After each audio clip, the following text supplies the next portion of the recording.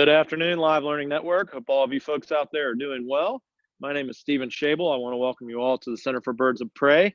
We've got a really fun program this afternoon talking about one of my favorite groups of birds, the vultures. Before we get too far into things, though, just a couple of notes for you. If you have questions as we're going through, which I hope you will, as it makes my job a lot easier not to have to guess what you're curious about, just put the questions in the chat window there on the Live Learning Network window, and Elliot, who's behind the camera over here, will Live Living Network over there. He will get the questions to me, and yeah, so we'll have a lot of fun. A little bit about the Center for Birds of Prey. If you've ever watched any of our other Live Living Network programs, you know a little bit about us, but we're a nonprofit organization located just outside of Charleston, South Carolina. This afternoon, beautiful 70-degree weather here in the South, so enjoying that. We started back in 1991 primarily to deal with birds that were injured in the wild. We have a medical facility here on our campus where we provide care for birds after they've been hit by cars or tangled in things, birds that have been shot, birds that run into issues out there. And the goal in our hospital is always and has always been to treat those birds to release them back out into the wild if possible. Obviously, that's not always the case. Some of these birds have injuries too severe for us to deal with, but we do learn lessons from each and every one of those birds, and our goal from that is to share that information with all of you out in the world. We feel that birds, because of their widespread nature and their conspicuous nature and their likability and their sensitivity, birds make excellent indicators of overall environmental health. Now, today, the birds that we're going to be talking about specifically are the vultures. Now, I know that might not be your favorite group of birds, but we can certainly find things to love about them. We're going to talk a little bit about vulture biology, a little bit about some of the diversity of vultures out there in the world. We'll hit on a few of the problems that we see in our medical facility with vultures here locally in the United States. We'll talk about vulture conservation worldwide. And again, hopefully, if you have any questions about vultures, you will chime in and let us know those questions. So there are 22 species of vultures found on our planet. Vultures are the birds that generally we consider them to be obligate scavengers, meaning that the only thing that they eat are things that have already died. Now, if you think about it, most carnivorous animals will scavenge given the opportunity. I go grocery shopping for dead meat most of the time, and that's just fancy scavenging.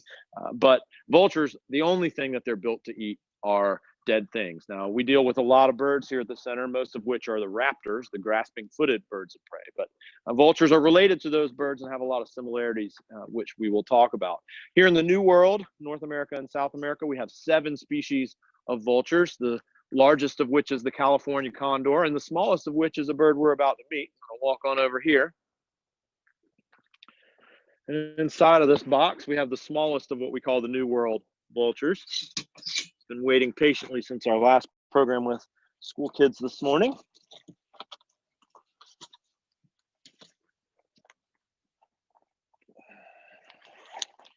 Move back out here and get in a comfortable spot. This is a bird called a lesser yellow-headed vulture. And again, it's the smallest of what we call the New World vultures. So as we can see, covered in feathers, with one area of notable exception that we'll get to in just a minute. Most of the vultures have notably bald heads, right, which is an adaptation. Adaptations, those tools and features and behaviors that make animals best suited for living in whatever particular lifestyle and environment they live in. So being bald for a vulture is a functional thing. For me, it's just a fact of getting older. But for this bird, it's a lifetime reality that is important to him, not only for staying clean, which is the obvious one. If you put your head in a carcass all the time, you want to have nothing there or as little there as possible to get soiled. But also the color of the face is important for communication. So just like you or me, this bird can change the color of his face depending on what's going on in his mind. Now, some of the color is a relatively fixed coloration. Most of that yellow and orange and red on his face is there all the time. But if this bird were to get excited or upset or whatever it might be, he could communicate through body language. Vultures are social, just like you and I. They spend a lot of time around one another, and social animals need to communicate. For me, the best form of communication with other human animals is spoken word. Vultures, unlike most birds, I can hear some birds chatting off in the distance here.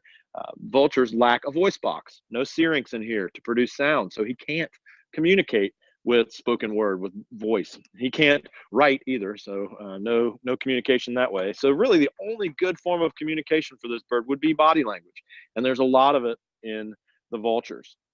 Now this is an adult lesser yellow-headed vulture. I can tell that because he has that bright yellow coloration. In birds, adults and juveniles generally have to be distinguished in a fashion other than by using size. In humans, we think about the juveniles are a certain size until they're adults. But birds all grow at an incredibly rapid rate. This bird, believe it or not, was full grown at about 8 weeks old, but he wasn't an adult until he reached his 3rd birthday. So they need another way to communicate their maturity, and that color on the face is important.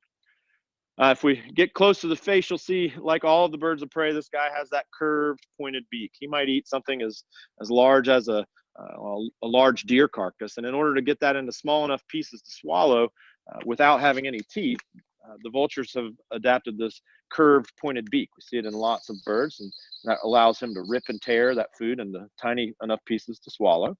He's also got a relatively large eye for the body size. This bird only weighs about 2.5 pounds. And he's got a very large eye, which for these scavenging animals is relatively critical. They need to utilize their eyesight to locate that food wherever it might be.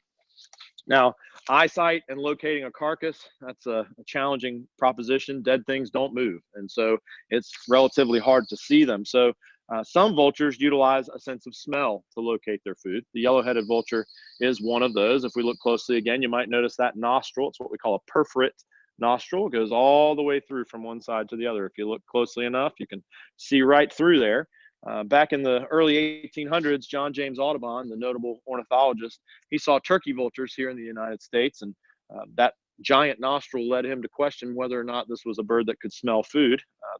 The prevailing thought of the time was that most birds couldn't smell anything, and he actually did some research where he discovered that in fact turkey vultures could find things even if they don't see them. If we looked at the wing of the vulture, that'd be the next big thing to talk about, and big indeed it is. The vultures are some of the largest of the world's birds in terms of their wingspan. This bird, as the smallest of the New World vultures, has a wingspan of close to 5 feet. The largest of our vultures here in the New World, the California condor, has a wingspan twice that, 10 feet from tip to tip. Not only is the wing long from end to end, but it's also wide from front to back. It's what we would refer to as a broad wing or a soaring wing. And then out of the tips of the wings, you might notice these sort of finger-like separations in the feathers. When vultures soar, they open the outside of their wings up like we might open the fingers on our hand. And actually, anatomically, it's very similar. Those openings and those individual feathers help with the generation of lift. So as I'm sure most of you know, lift is that force that counteracts gravity, the thing that keeps birds and airplanes in the sky. This wing shape, this wing design is the best at generating lift. This is a bird that can stay in the air with relative ease for the entire day without having to work very hard. And if we think about the life of a scavenger, that's pretty critical. While a predatory animal in good habitat could simply sit still and wait for food to come to it, a scavenger like this one has got to be on the move all the time. They've got to be constantly out looking for their food. So if we start shifting down a little bit, the next area to talk about is the feet. Most of the birds we work with here at the Center for Birds of Prey are what we call raptors, the foot-grasping predatory birds. But these feet are a little different, long, flat toes. Certainly they do have claws on them, but not necessarily sharp, and definitely not built for carrying anything from place to place like a raptor might. Looks like we've got a question. Is this a male or a female? How can you tell the difference? So there's a great question. They asked, is this a male or a female, and how would we know the difference? In many of our backyard birds, it's simple. We can look at a cardinal and see, oh, it's bright red, or oh, it's brown, and that would tell us male or female. Most of the birds of prey, including the vultures, are what we call monomorphic. There are a few exceptions to that rule, but in most cases, males and females look the same. In some of the birds of prey, the females are larger than the males, and in some cases dramatically larger than the males. In the vultures, most of them are relatively similar in size, so there's no good outward indication of whether a yellow-headed vulture is a male or a female. Somehow they're able to tell the difference out there in the wild. We do know through some testing, this bird had a blood test that indicated that it was a male. Those tests are relatively effective and accurate, and so we can have a high level of certainty this is a male. If we really wanted to know with 100% certainty, we would have to do surgery. We'd have to go inside of his body and look for ovaries or testes, and that would tell us right there whether it was a male or a female. So again, we do presume based on a blood sample that this is a male, but the female's just the same. So back to the feed again, I've got another foot in my bag that we'll bring out here as counterpoint. I mentioned that we have a hospital where we take care of injured birds, and while about half of them get another chance out in the wild, the others end up dying, and it's relatively sad, but we look at it as a way that we can learn lessons and utilize parts of birds as teaching tools. This is a foot from an osprey, which is one of the birds of prey. It was actually our first patient here. The osprey was a bird that we treated way back in 1991, and you can see those claws. This is a foot that is built for grabbing and killing fish. Obviously, those sharp talons give some advantages. They allow them to puncture the skin of the prey and to grab and hold and carry something, but they also come at a disadvantage. If you were to see an osprey attempting to walk on the ground, you're going to see something that does not look very graceful and actually is very inefficient and something that they do their best to avoid. They are not built for walking. Whereas over here on the vulture, those are feet that are built for moving on the ground. We'll see a little bit of vulture walking in just a little while. One more thing to point out while we're looking closely at his feet, you might notice in the video that there's sort of a white ashy coating on his feet. Even though his feet are sort of a pinkish red color, they look white, and that white coloration is the result of a behavior. Vultures here in the New World have a very interesting behavioral adaptation called urohydrosis. They actually urinate on their feet. They pee down their legs. Kind of a strange behavior if you were to ask me, but on a warm summer day, my body responds to heat by sweating, and that water evaporates from my skin. Well, vultures live in warm places. They can't sweat like we can, and they need to stay cool. So by urinating on their feet and having that water evaporate, the same process ends up cooling their bodies. One last thing to talk about with this yellow-headed vulture before we get into some of the issues that we see with vultures is coloration. Aside from being very large and generally being bald on the face and having those walking toes, one characteristic that most of the vultures share in common is that they are dark in color. And there are a couple of reasons for that, and relatively uniform in their color. So not a lot of patterning, not a lot of great camouflage. So the first rationale, dark feathers actually are stronger than light feathers. The melanin pigment in those feathers actually provides an extra level of strength to the feather to resist breaking and bending that might occur as a result of all the force put on these feathers during a day of flight. The other rationale for those dark colored feathers I find a lot more interesting, and that is that being camouflaged for a vulture would actually be a disadvantage to them. This is a social bird, one that relies on others and relies on others specifically to assist in the location of food.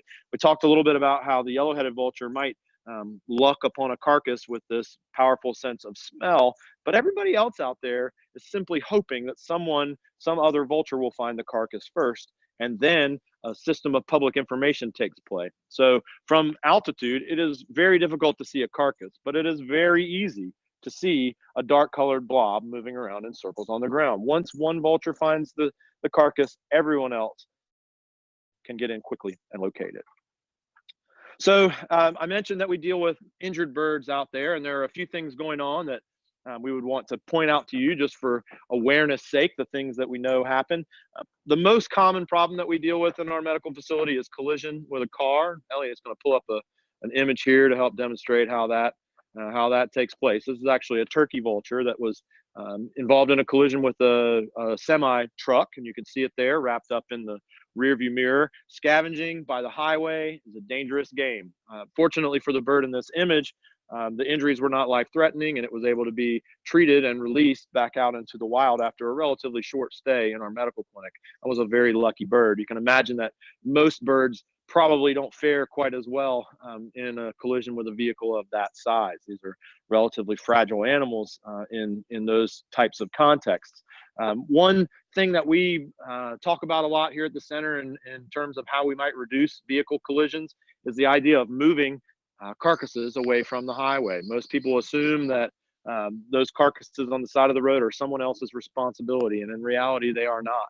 We have an area here at our center called a Vulture Restaurant, where we work to move roadkill from the highway near our facility out into an opening in our field where the scavengers are able to come out and feed on that material, and there's no danger there, no cars coming, no collisions to be worried about.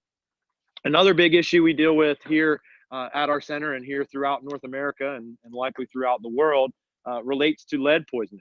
We deal with hundreds of vultures and eagles every year in our medical facility, and all of them are tested for lead toxicity upon arrival, and close to 80% of them test positive for elevated levels of lead in their bloodstream. So I'm sure most of you are probably aware, but I'll just remind you that lead, while it is a naturally occurring element on our planet, it takes on dangerous characteristics when mined out of the earth and turned into things. If you ingest lead, it can cause severe neurological damage and even death. That's why we don't utilize paint or lead paint anymore and lead and gasoline anymore. We saw the effects it was having on humans. And yet today, 80% of our scavenging birds out there potentially are impacted by lead. We think that much of that lead comes from ammunition and fishing tackle that are both still today made from lead. It's an issue that is under the radar to most. Most people aren't aware that it's happening. And we feel that it's important for folks out there to at least know that is going on, and ultimately we all get to make the choice of whether we want to continue that or not. We got another question, it appears. How old is this bird? How old is this bird? So we know exactly. If we were to meet a bird like this today in the wild, if we were to go to Venezuela and see a yellow-headed vulture and it looked like this, we could say it was 3 years old or greater. But this is a bird that is 5 years old. He was bred in captivity here at the Center for Birds of Prey. Another component in our work is what we call captive propagation. We have a captive breeding program here at the center where we produce a number of birds every year for a variety of functions. Most of them are educational ambassadors like this one. This is a bird that teaches and teaches very well. He's excellent for doing this job. But we also look at him as a bit of a reserve of genetics in captivity. While the lesser yellow-headed vulture is a bird that is not endangered in the wild today currently, that is not the case with vultures globally, and we'll get to that in just a second. And we know that things can change very quickly. And so we want to be prepared in the event that a population decline would happen, and we could utilize a bird like this one to release into the wild ultimately. Yeah.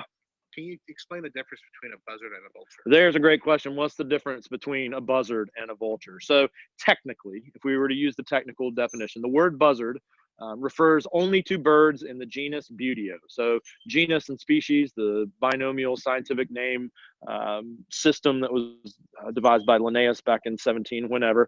The first word is the genus, and birds in the genus Buteo here in North America, the buzzards would be the red-tailed hawk and the rough-legged hawk and the ferruginous hawk, and but the most common would be the red-tailed hawk. Birds with broad soaring wings, just like this vulture. And what we think happened is that some European, probably an English person, they don't have any vultures in Great Britain.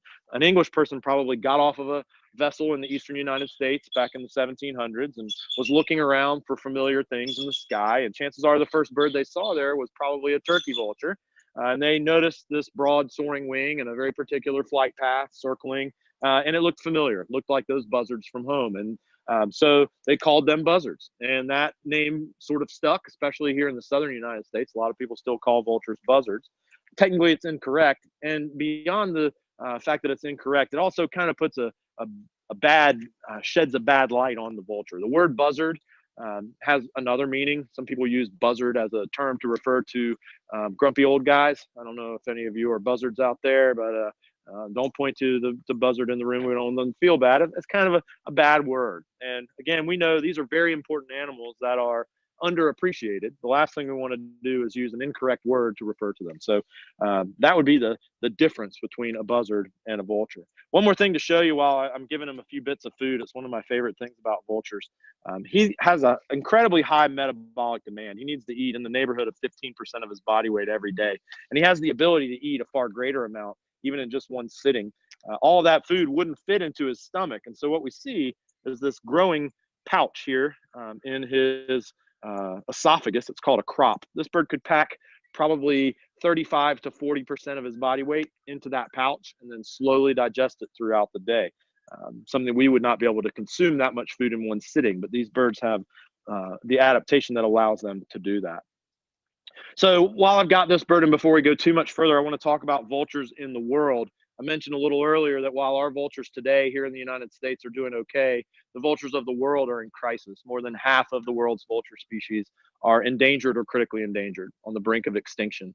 Places like India and Pakistan and Nepal, parts of Africa, other parts of Asia have seen catastrophic declines in their vulture species over the last 3 decades, to the extent that in some cases they are now considered locally extinct. In India, all of the vultures died as a result of the use of a non-steroidal anti-inflammatory drug.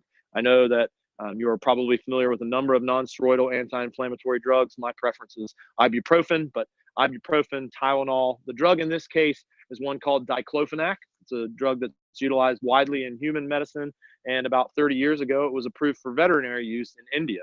What the folks in India didn't realize was that if their cow or goat or other livestock animal were to die with that medication in them, it would then likely be eaten by a vulture, and that drug is toxic to vultures. And before anyone could figure out what was going on, the vultures disappeared.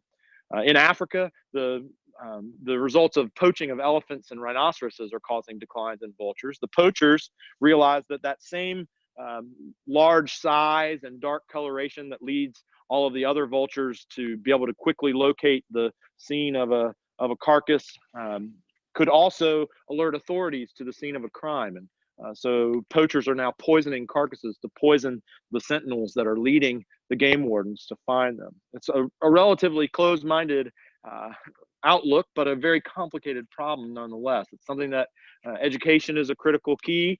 I think we've got an image here of a poster that's being utilized in India to warn people that diclofenac can cause issues for their scavenging birds. If we think about the consequences, I'll give you just a second to think about what the world will look like without vultures.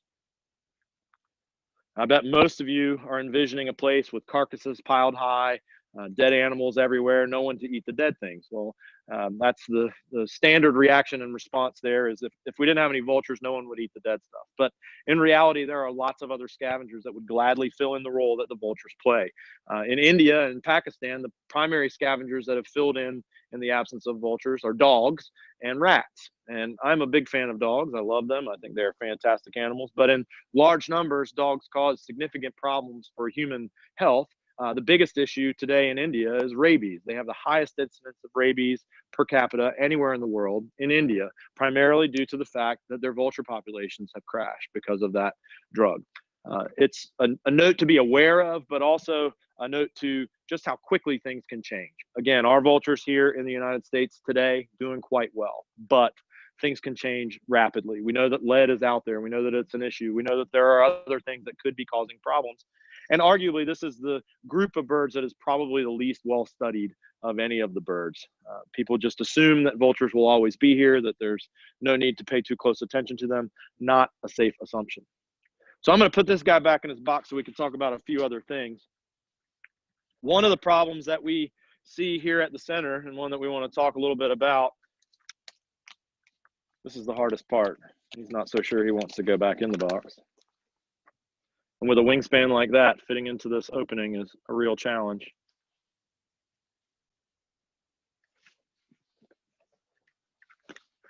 I might have to enlist Audrey's help for this one.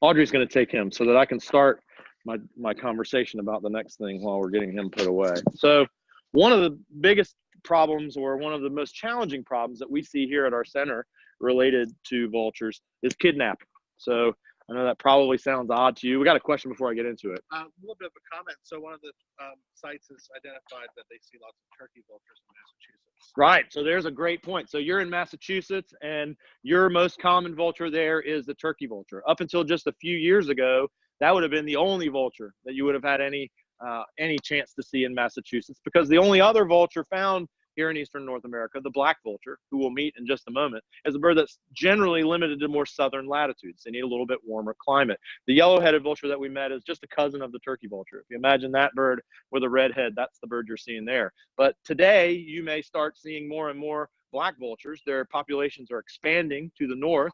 We think in part due to the fact that our climates are changing. It's getting warmer around our planet, and these birds are taking advantage of that. So you're absolutely right to note the turkey vulture is the sort of ubiquitous vulture of all of North America, and the black vulture is one that we find in the South. And then if you're really lucky and you're in a special place in California or Nevada or Colorado, you might encounter a California condor, which is our other vulture here in North America. So if we get back to kidnapping for a moment, I know Elliot has a picture over here. Vultures, when they hatch, they're a really endearing looking little thing. Most bird chicks are pretty darn cute, if you ask me. And we're going to show you a picture here of a yellow-headed vulture chick. This actually may be that same bird that we were just looking at. I'm not certain, but you can see there a really fluffy, cute, sort of helpless looking animal. That's a human finger, by the way, that he's biting on, just to give you a little bit of scale. A bird that would fit in the palm of your hand. Imagine, if you will, you're taking a hike up there in Massachusetts or anywhere really throughout North America, and on the ground in front of you, you find that little bird there, a little fluffy thing, just eyes closed, all by itself right there on the ground. You're going to start telling yourself a story. You're going to start trying to explain what you're seeing.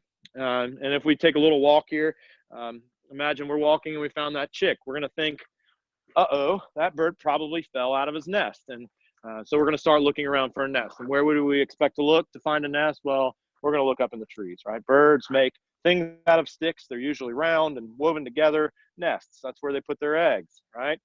Well, not all the time. Actually, vultures are like a number of birds that actually lay their eggs on the ground.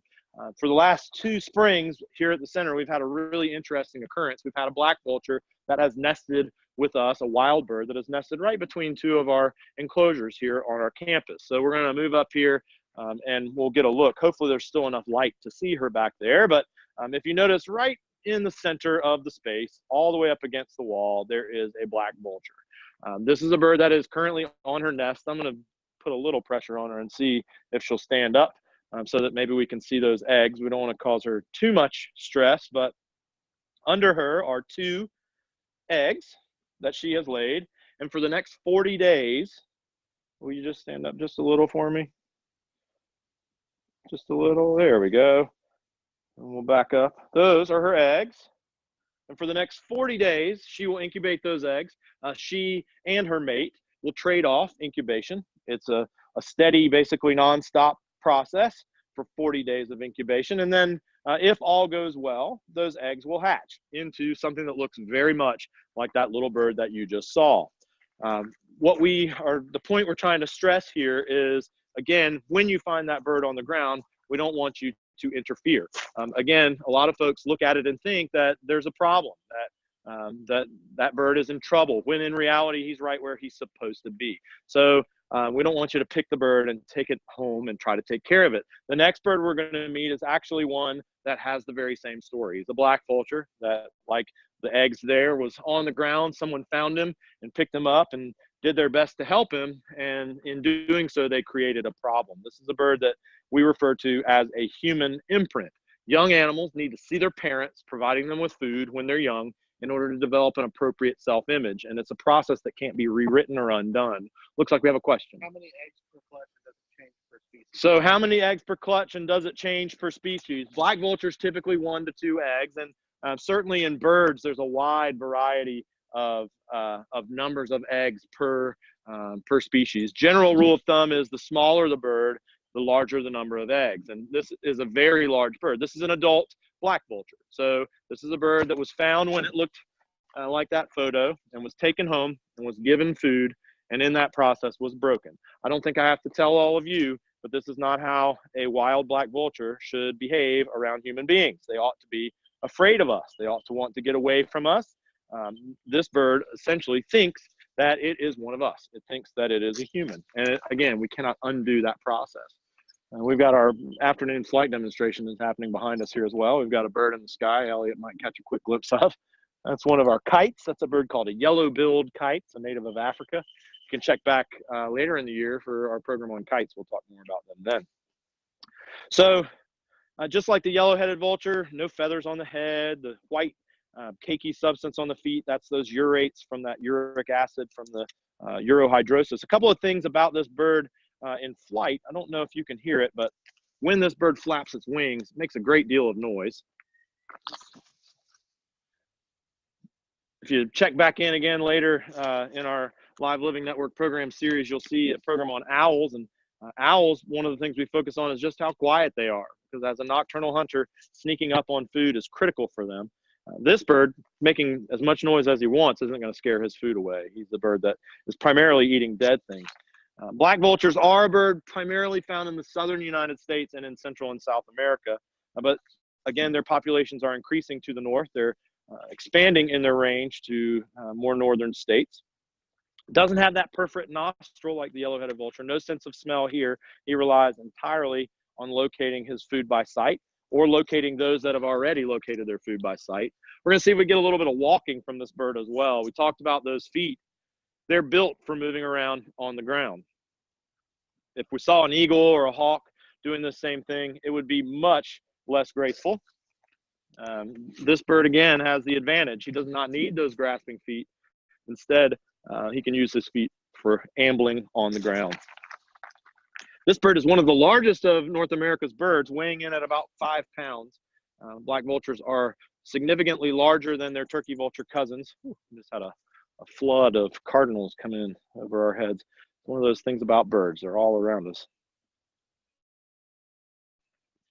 So again, the important lesson to learn from this black vulture and the way this bird behaves is that we don't want to pick them up and try to help them in the wild unless there is actually a problem there. We don't want to create a problem that didn't exist beforehand.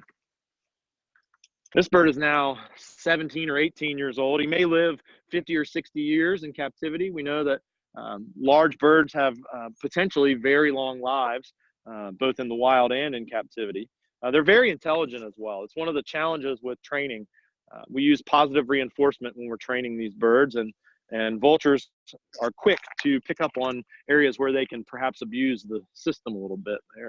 This bird knows what's in the bag, and he'll quickly put his head in there and take everything if we're not watching.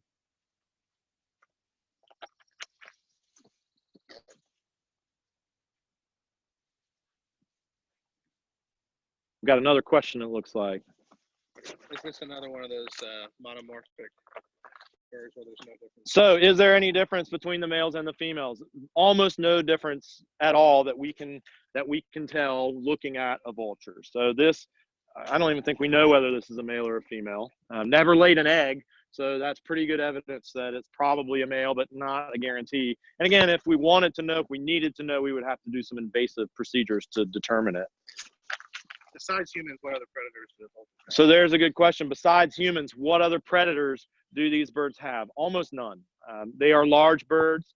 Obviously, any animal that has another animal out there that is larger than they are has some predator, but these birds are relatively safe from every animal other than humans. There's actually some good evidence that vultures and their social nature played a role in the development of our human communication systems, and that their social scavenging actually sort of taught early humans how to find food and how to work in social networks. So they're a group of birds that really, other than the things we do that cause issues for them, they don't really have a whole lot of problems.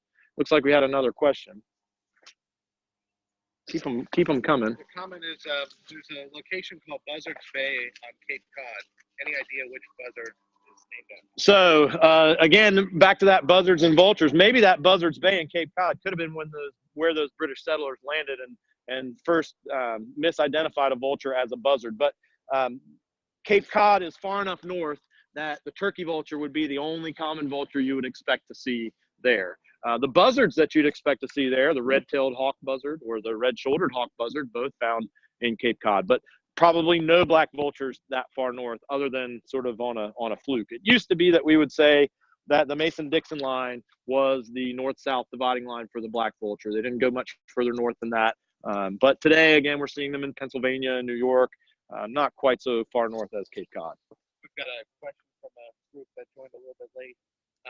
Do these birds make sounds or have any noises? So there's a great question. Do they make sounds or have any noises? They lack a syrinx, so no voice box. But if we're really quiet, I don't know, again, how much you can hear coming through this sound system. He does make sort of some grunting, hissing, almost like a dog barking, the black vultures, especially when they jump. And their wings, when they flap, make a great deal of sound. They push a huge amount of energy. We'll bring them over here close, and I'll see. I don't know if you could hear that, sort of a grunting hiss. Oof, oof. But that's it. So no songs. They certainly don't make, oh, heads up. They certainly, he just tried to come in and take the bit of beef. That's our afternoon flight demonstration getting in the way of our afternoon live living network. Excellent. So I think we're kind of reached the point where I want to take a moment and sort of sum up some of the things we talked about vultures. Again, they are an amazing group of birds. This is among the most intelligent of all the birds.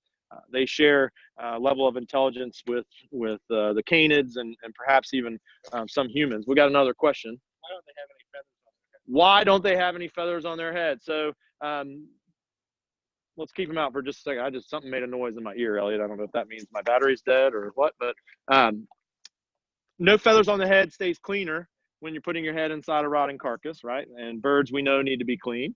And this bird can't clean the top of his head very easily. And so feathers up there would be a disadvantage. But they're also, some vultures use their skin to communicate. They change the color of their face. Through body language, they can do the things that they can't do since they're lacking a voice box.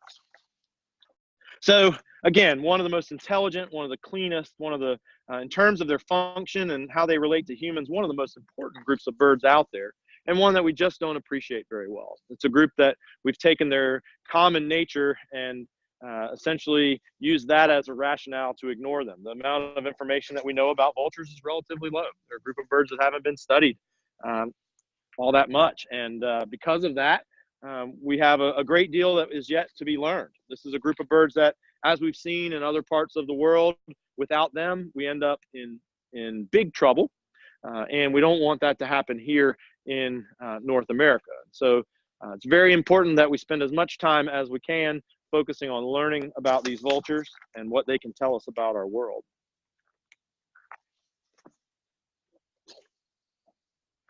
So hopefully you all enjoyed learning a little bit about vultures today. I'd encourage you to follow us on the Live Living Network and continue to watch our programs throughout the rest of the year. If you're interested in learning more about the work here at the center, or perhaps even following those young vultures that are going to be hatching in a few weeks here, check out our website, the centerforbirdsofprey.org. We'll have a link to that live webcam up there as soon as we get it going.